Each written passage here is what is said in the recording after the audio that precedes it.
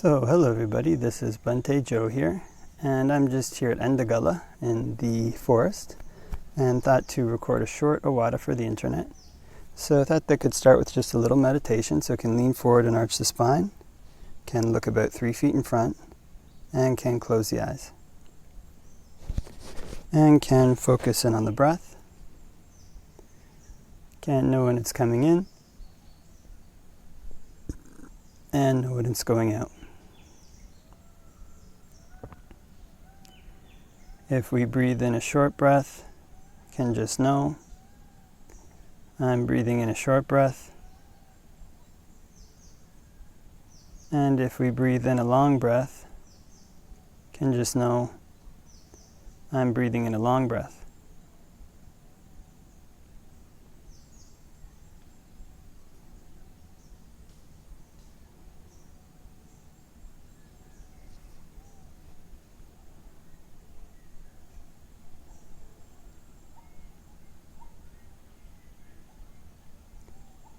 And from the tip of the nose, can let awareness expand until it fills the whole body. And with awareness filling the whole body, can practice whole body breathing.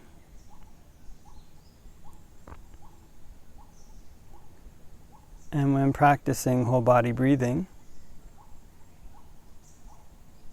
can be good for one to change one's perception of the breath, so that it's not just air that's coming in and out of the lungs, but it's a kind of energy that's all around and coursing through the body. And it's possible to pull it into and out of every pore. Almost like the body was a big sponge.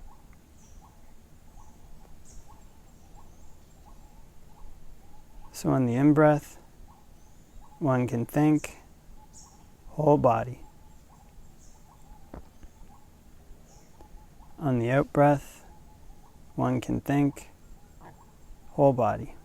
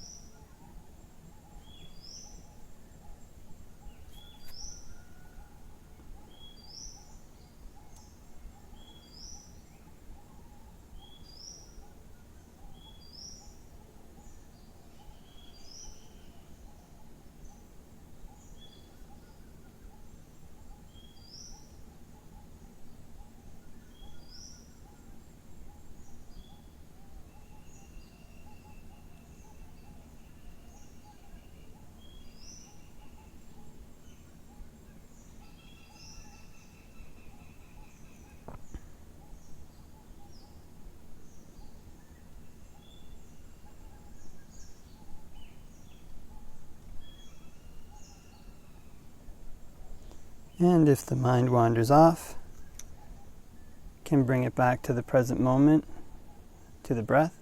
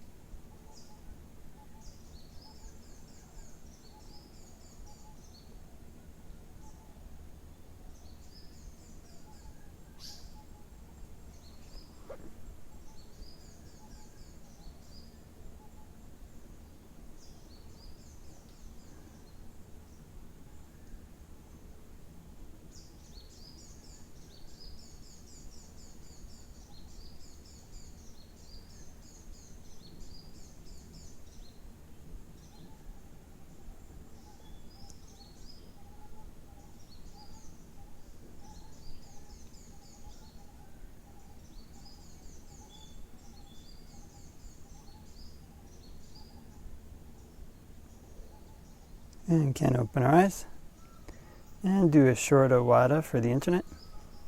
Namo tassa bhagavato arahato samma sambuddhassa.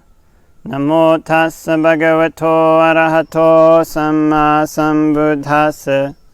Namo tassa bhagavato arahato samma sambuddhassa. Buddhaṃ saranang gacchāmi, Dhammaṃ saranang gacchāmi, Sanghaṃ saranang gacchāmi. Dutiyampi Buddhaṃ saranang gacchāmi, Dutiyampi Dhammaṃ saranang gacchāmi, Dutiyampi Sanghaṃ saranang gacchāmi. Tatiyampi Buddhaṃ saranang gacchāmi, Tatiyampi Dhammaṃ saranang gacchāmi, Tatiyampi Sanghaṃ saranang gacchāmi. So hope that everybody's having a great day wherever it might be.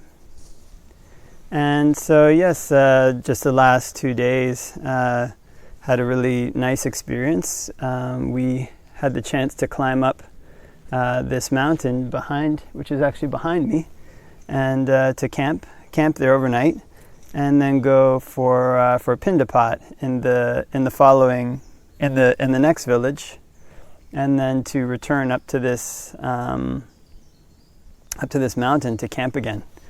So I've been hoping to do that for quite a long time. In Thai they call it Tudong, and in Sri Lanka they call it Charika, and it's the traditional, one of the traditional things that monks do.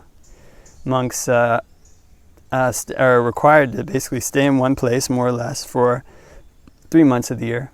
But traditionally monks would be homeless, in the sense that they would spend much of the rest of their time wandering, or could spend much of the rest of their time wandering. And so this kind of homelessness, this kind of wandering, is something that the Buddha describes as kind of something the world, he says it for other things, but in generally homelessness is not regarded as something exalted or something good. Something that's desired by the world at large. Is kind of, if one becomes homeless, then it basically means that one has become a kind of economic failure. It's something that one then requires the help of other people to survive. But the way that the Buddha established his dispensation for monks is that monks almost live in the way that most people would traditionally. It's the things that people would traditionally despise. So he says, kings haven't forced you to do this. You haven't been I can't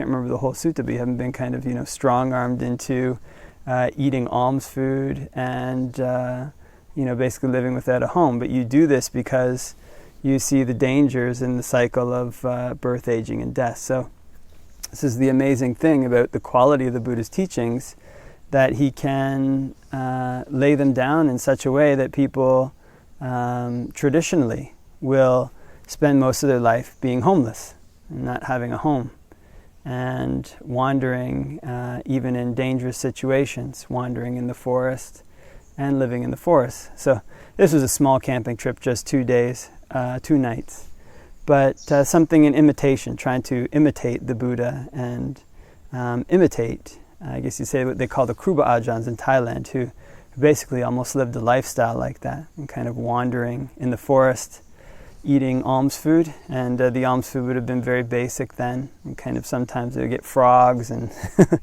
different things, and sometimes hardly any alms food. And they would eat it one sitting, and then they would spend their day in meditation, often in the jungle and in difficult conditions. In those days in Thailand, they would have malaria and different things.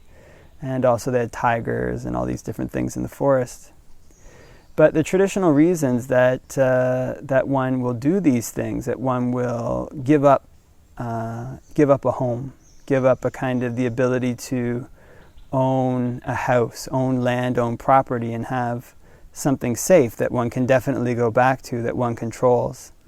The reason that one will go do things like live at the root of a tree, which is much, say, less comfortable than sleeping on a bed, traditionally the way that the Kruba Ajahns did, and the monks, the Buddha and the monks in his time did. Actually, again, this was just a kind of short camping trip, but wonderful thing.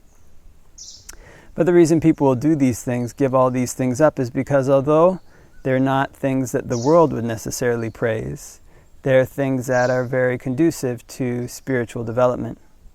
When one doesn't have a house, when one doesn't have a wife, when one doesn't have a lot of property, when one doesn't have money, when one lives based on the generosity of others, in a sense, one is kind of free. One is free from being tied down.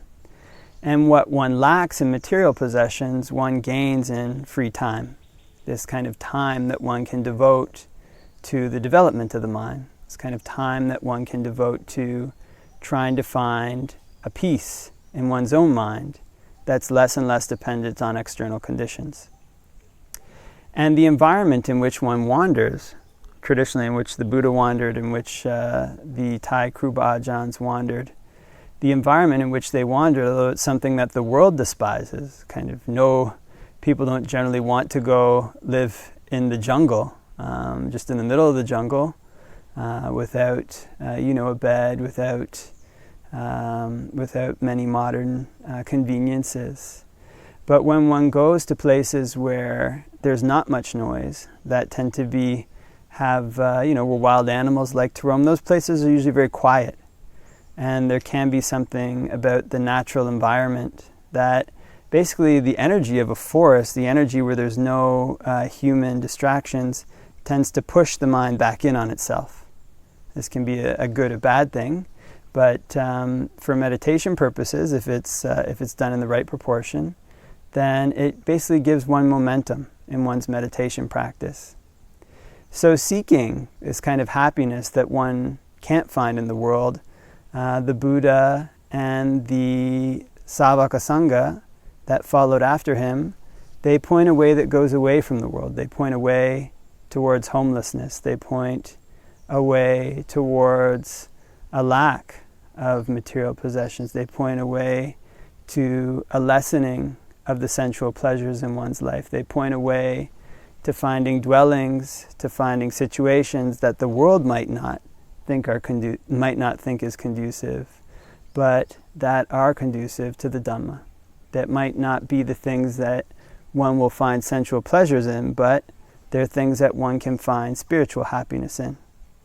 And so for this reason, from the Buddha's day till now, the people have been giving up these things and going and trying to imitate the Buddha, trying to imitate the Savaka Sangha, and being homeless, and living at the root of a tree, and practicing meditation. All this is for the sake of finding a happiness outside of sensual pleasures, outside of the world, and a happiness that doesn't depend on conditions at all. And so in this way, when we recollect the Buddha and the way he lived and the way he practiced, when we recollect the monks at his time and the way they lived and the way they practiced, when we recollect modern day monks who are our refuge, monks, not just monks, but whoever has attained these noble attainments, they become part of the Sangha refuge. But when we recollect the way that, say, the modern masters, forest masters, have lived, then they point us away.